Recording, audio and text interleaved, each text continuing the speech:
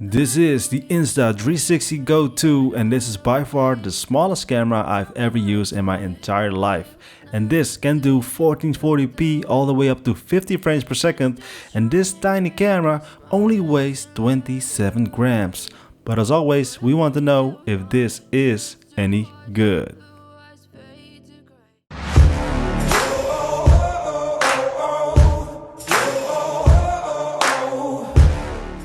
What is happening, guys? Gary Jahman here, back at it again with a new video. Hope you're doing well, hope you're safe and happy. So let's begin right away with this review of the Insta360 GO 2. But before we're going to begin, we're going to set up some expectations. And first of all, this is a small camera, meaning a small camera sensor, meaning that the image quality will not be the best out of the best, right? So that's the first one. Image quality should not be the greatest in the world. The second expectation that we should set is definitely that the microphone, so the audio, is not that great as well. Small camera, small microphone, audio, not that great. And the last expectation is, of course, the name itself. It says Insta360, but this camera definitely is not a 360 camera. Right, so with that out of the way, let's begin with the first topic, and that is the build quality. As I mentioned in the beginning of this video, this is a really small and compact camera. The smallest camera that I've used ever in my entire life. It is very lightweight, 27 grams. And even though the camera is small and feels compact and sturdy, it is a little bit slippery. So I actually dropped it a couple of times, and then I have some scratches on the case itself. The camera itself is water resistant up to 4 meters. It has a IPX8 rating. It also has an internal storage of 32 gigs. It has Bluetooth, Wi-Fi. So the battery life is actually pretty good. I like it. So just without the case like this, like here on my chest, it will last you for roughly around 30 minutes. With the case, it will last you around 150 minutes. So that is actually pretty good. If you end up just recording like 2 minutes or something, then you can easily last for a full day or two. The camera can be charged with USB-C charging, and at the back of the camera it has a little magnet so that you can attach it anywhere you want on any kind of surface. Of course, a metal surface. What I really like is that this camera comes in a total package, so quite a complete package with a lot of accessories, such as the charge case that can be used as a remote and also as a stand, like a little tripod stand. And then we got the pivot stand, the easy clip that can be used on your cap, a charging cable, then there's also a magnet pendant, which you see right here, that can be worn under your shirt, which actually looks pretty decent. And my favorite accessory is definitely the case, because that's the one I use the most, and also I think that is the one that's the most practical in terms of ease of use and just setting up the camera with all its functions. The next chapter that we are going to discuss is the image quality. As I mentioned before, we do not expect the best out of the best of the image quality. So I'm going to show you some images, some footage, what I've captured with this camera, and then after that we're going to come back and discuss a little bit more about the image quality.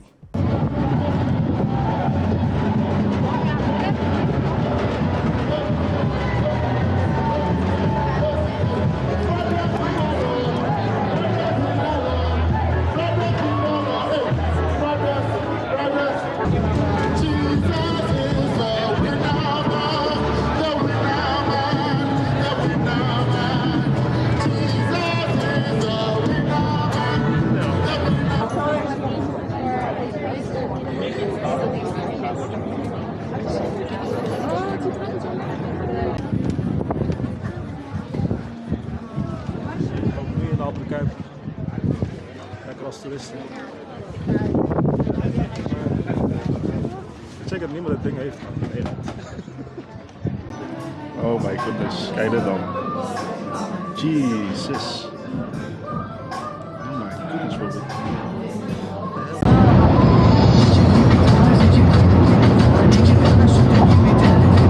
Alright, so the image quality, as you have seen, is not the best out of the best. It's not like real DSLR type of camera, not even GoPro like image quality. It's more or less a cheap smartphone quality, but there are some things that I actually really like. So it's really wide and quite stable, even though it had some really weird artifacts, as you see right here.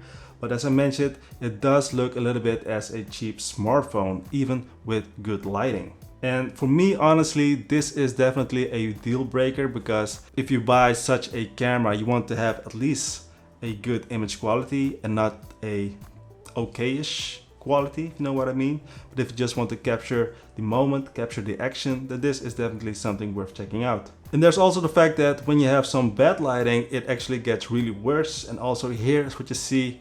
It is actually really weird that everything, especially at the background, is shaking and just really weird looking. Not sure what that's all about. The other cool thing about this camera is actually that it has a lot of different modes. You got the HDR mode, you got some time-lapse modes, a hyperlapse, slow motion, and it actually works really well, so it's definitely not a gimmick. With this camera you can also take photos, and as you see here, it's not special, it's just quite okay, it's decent. It really looks like a smartphone. So a little recap of the image quality.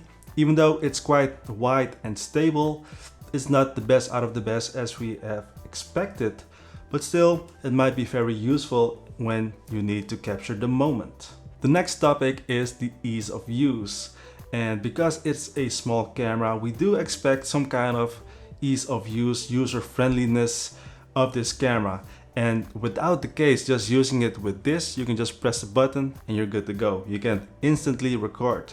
Unfortunately, you cannot see what you're recording, and also you cannot see how long or how much battery you have still left inside of the camera when you are recording it like this. But if you use the case, you can also connect it to your smartphone with the smartphone app, and then you can actually use it as a little, like a monitor as well. And with that, you can also see what the battery life is. You can also change the mode. You can also have a little preview, set up the things that you need to set up, and then it actually works really well. And I have to say, the smartphone app works really well, even with an iPhone, but also with an Android phone. Everything works pretty well. What I definitely like of this app is that you can also edit the video and also create some small videos as well, which are easy to use and easy to share at the same time. So that is something really cool. You can also download an app or a software package on your computer. So even though if you got a Windows computer or a Mac, you can also download an app on that.